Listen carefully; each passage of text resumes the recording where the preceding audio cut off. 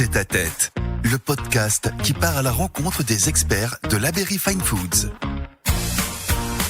Soyez les bienvenus dans En Tête à Tête, une collection de podcasts qui vous est proposée par l'Aberry Fine Foods. Nous allons vous emmener en immersion à la découverte des métiers qui composent le groupe. Des professions qui exigent savoir-faire, expertise, entraide et créativité. Pour cela, nous vous proposons des regards croisés entre deux collaborateurs, amenés à évoluer ensemble sans forcément se côtoyer au quotidien. L'occasion également de mettre en lumière les coulisses de l'Aberry Fine Foods, comme le quotidien et les missions de ses nombreux employés qui, comme le veut la raison d'être du groupe, sont de véritables hédonistes engagés qui allient ainsi sens du partage, du plaisir, le tout avec un objectif commun, satisfaire le client. Ils vont donc vous faire découvrir leur quotidien.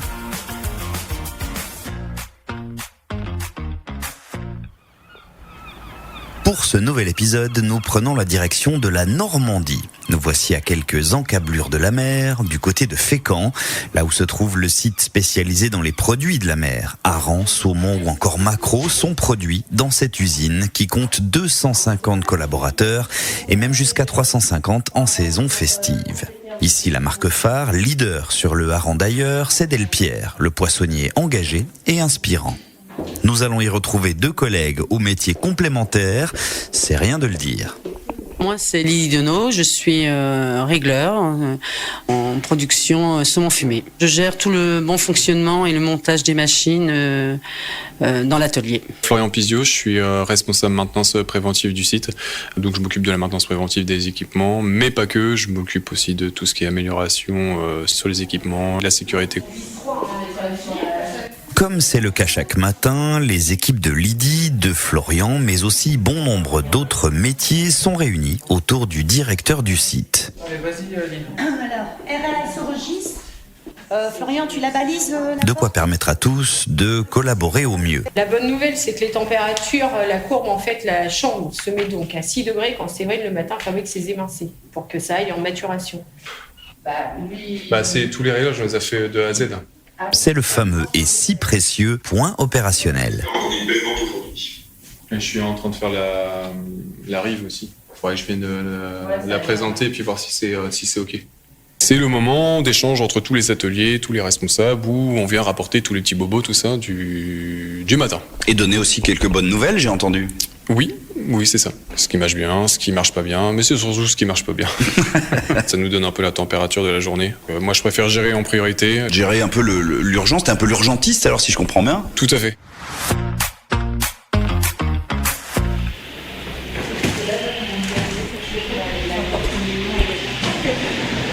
Alors Florian, où est-ce qu'on va là ? On va sur l'atelier saumon fumé. Tranchage du saumon, puis conditionnement. Vraiment atelier dédié au saumon. Ok, et c'est là-bas où on rejoint Lydie donc. C'est ça. Très bien, c'est parti. Ah bah elle est là. Elle est là, Lydie. Oui, bonjour. Ça va ? Bonjour. Moi, je suis arrivé ici en tant que stagiaire. Derrière, justement, l'équipe régleur avait besoin de quelqu'un pour les congés d'été. Donc, je suis passé régleur. Et j'ai été régleur pendant 6 mois avant de rejoindre le service maintenance en tant qu'agent de maintenance. Et pendant ce passage en tant que régleur, tu étais avec Lydie alors ? Tout à fait, c'est ça. Donc, c'est Lydie qui m'a formé à mes tout débuts. Tu t'en souviens ? Oui, je me souviens très bien quand il est arrivé il y a quelques années. Tu voulais. Je voulais pas rester. Je voulais pas rester régleur et puis. Mais il avait des compétences ici. Je pense qu'il voulait faire de la maintenance. D'accord. Et alors ton parcours à toi, Lydie ? Ça fait une trentaine d'années que je suis ici. J'ai toujours fait, pas régleur, mais au début on appelait ça conducteur, dont j'étais sur ligne, sur une thermo à l'époque. Et ce qui est très important, c'est que ça bouge. On reste pas sur un poste fixe. Voilà. Et moi, ça fait au moins 3 ateliers que je fais, je bouge. C'est intéressant. C'est un job qui me plaît, moi. En tant que femme, ça me plaît. Je monte les machines le matin, je démonte le soir en partant et on fait aussi de la maintenance de premier niveau avec Florian. Donc vous travaillez tous les deux régulièrement ensemble alors ? Avec surtout la maintenance avec son équipe. On essaye d'inculquer un peu toutes ces techniques sur la partie régleur de premier niveau. Pour tout ce qui est nettoyage de ligne, réglage de ligne, la petite maintenance de la machine qui peut nous permettre, nous, quand on fait nos interventions, de gagner du temps. Tu nous fais une petite visite guidée Voilà, ici, nous avons le trancheur. En fin de compte, il y a une personne, un opérateur qui met le saumon. Après, voilà, il y a une peseuse, c'est pesé. Et après, c'est tranché, c'est expédié dans des magasins. Il y a du personnel tout autour qui guide le poisson. Et là, vous avez un divergeur qui va mettre sur la gauche et sur la droite le poisson qui fait pas le poids. D'accord. Et vous avez encore des opératrices qui sont sur les thermos et qui vont mettre le poisson pour être mis sous vide, en fin de compte. Ok, mais alors toi, ici concrètement, tu y fais quoi? Je gère le bon fonctionnement. S'il y a un souci, s'il y a un réglage à faire, je mets des plaques, on gère tout, les changements de film. On fait tout, on gère tout nous l'atelier. D'accord, donc c'est de la surveillance, de l'accompagnement des équipes, tout ça mélangé. Voilà, on fait tout, là. D'accord, et alors toi, du coup, tu interviens à quel moment? Moi, j'interviens en fonction d'un planning, en fait. Sur la partie préventive, j'ai un planning qui est fait sur l'année, où on va cibler les machines qui doivent être vues. Et on fait des réunions de planification tous les jeudis, où là, on va faire des arrêts techniques de ligne. Cette machine-là, par exemple, sur l'atelier de Lydie, on a besoin d'une semaine pour pouvoir faire la maintenance dessus. Donc on l'arrête une semaine, mais ce qui implique aussi toute la partie commande et appro de matière première qu'il faut gérer aussi en amont pour pouvoir arrêter les lignes une semaine. Ok, évidemment. Ouais, il a un petit souci. Qu'est-ce qui se passe? La balance a disjoncté. Donc il faut faire appeler à la main. Ah bah je t'en prie alors. Un téléphone, s'il te plaît. Florian, il a pris le devant déjà.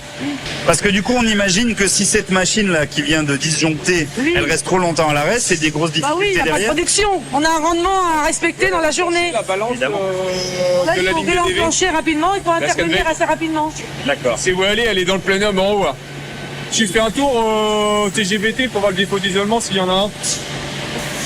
Ça va être géré? Ouais, Oui, dans 2 minutes, ça va être remis. Je pense qu'aussi on a ce côté très pointu sur la qualité du produit.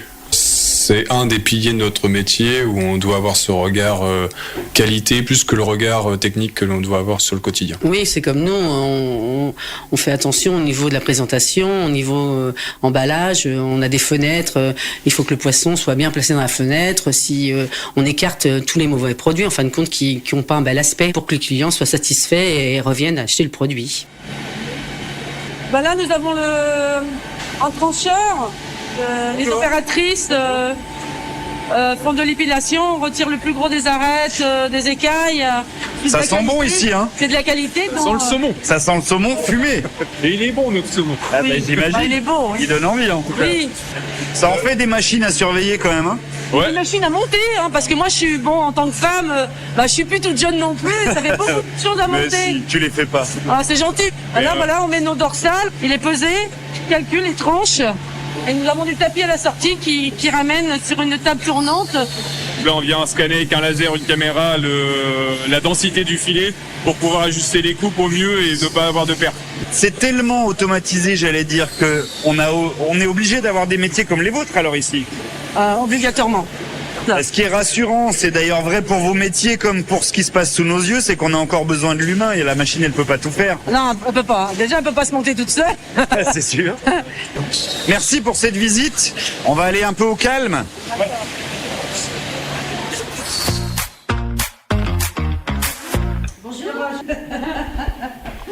Alors, Florian, où est-ce qu'on est ici? Dans l'atelier maintenance, on est une équipe à peu près de 14 techniciens où on a chacun nos établis, nos servantes, enfin voilà, on a chacun notre coin pour pouvoir intervenir sur des pièces que l'on démonte sur les machines, par exemple des moteurs, des choses qui sont en préparation, des systèmes électriques aussi en préparation. Voilà, c'est vraiment dans l'atelier que l'on va réparer les petits bobos de ce matin. Ça, c'est vraiment le mot que tu utilises, les petits bobos. Ouais, Hein. oui, les petits bobos, oui, parce que après, sinon, Des petits.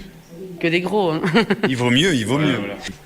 Quand on réussit ce qu'on fait, quand on a des challenges aussi un peu compliqués à réaliser, notamment sur des nouveaux équipements qui arrivent, sur des nouvelles lignes à mettre en place où bien souvent On a peu de temps pour le faire, puisqu'il y a des arrêts de production, il ne faut pas non plus que ça court des jours. Et on est content que ce soit fini. Donc là, oui, il y a du plaisir que le travail soit fait, mais aussi quand il est bien fait. Mais je sens aussi un plaisir de partage avec les équipes. Ah oui. J'ai sympathisé avec l'équipe maintenant. Ça se passe très bien, il n'y a pas de souci. On peut leur demander n'importe quel service. Ça se passe toujours très bien. C'est vrai en plus. Oui. Parce que le cœur de notre métier, c'est au service de la production. Un service, maintenant, c'est le service. Si on n'est pas au service de la production, on est au service de qui? Là, logiquement, il y a le rideau qui doit être mis. Ouais, on va le mettre. Pour éviter tout ce qui est arc électrique. Parce que là, on rentre dans l'atelier chaudronnerie. L'atelier chaudronnerie, en fait. D'où l'odeur. Alors, ça sentait le saumon fumé tout à l'heure. Ici, là, ça sent le métal brûlé. Le métal brûlé, ouais. On a créé cet espace-là il y a quelques temps pour pouvoir centraliser toutes les pièces en inox, et éviter que tous les débris, les poussières aillent vraiment dans l'atelier et contaminent un peu tous les établis de tout le monde.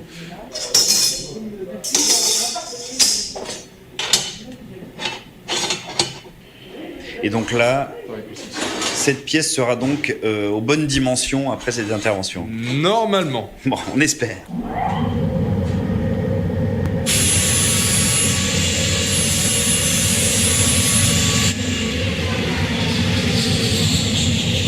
C'est beaucoup de petits gestes parce que Florian qui est en train de souder, il prépare une machine pour que les opérateurs puissent travailler dans de bonnes conditions. C'est beaucoup de tout petits gestes qui font que la production soit mieux assurée alors. Bah oui, ils nous apportent plein de choses là maintenant. Sans eux, ça marcherait pas correctement non plus.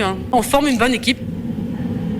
Ça aide au quotidien d'avoir des techniciens ou des techniciennes, d'avoir du monde derrière soi sur qui on peut compter, c'est très important. Au-delà de la qualité de la personne en tant que responsable, je pense que la qualité du groupe fait qu'on grandit tous ensemble. Coûte que coûte, on va essayer de se débrouiller. Par moment, on met un peu plus de temps que d'autres, mais globalement, on essaie de se débrouiller. C'est vraiment, on a un problème, on essaie d'aller au bout et il faut aller au bout. C'est un peu le mot d'ordre du service, on va jusqu'au bout. On lâche rien. Voilà, tout à fait. Des fois, c'est fluide, il n'y a pas de panne. On s'ennuie d'ailleurs quand il n'y a pas de panne. Et puis quand il y a des pannes, ça nous énerve.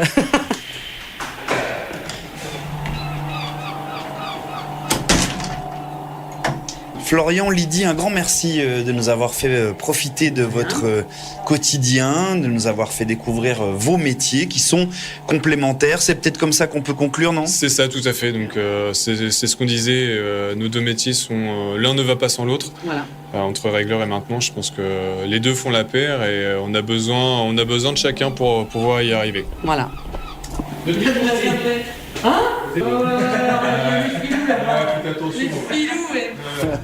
Nous voici donc au terme de cet épisode. Un grand merci à Lydie, à Florian et à toutes les équipes de l'usine de Fécamp pour leur accueil. N'hésitez pas à partager ce podcast et rendez-vous très vite pour un prochain En Tête à Tête. En Tête à Tête, le podcast qui part à la rencontre des experts de l'Abery Fine Foods.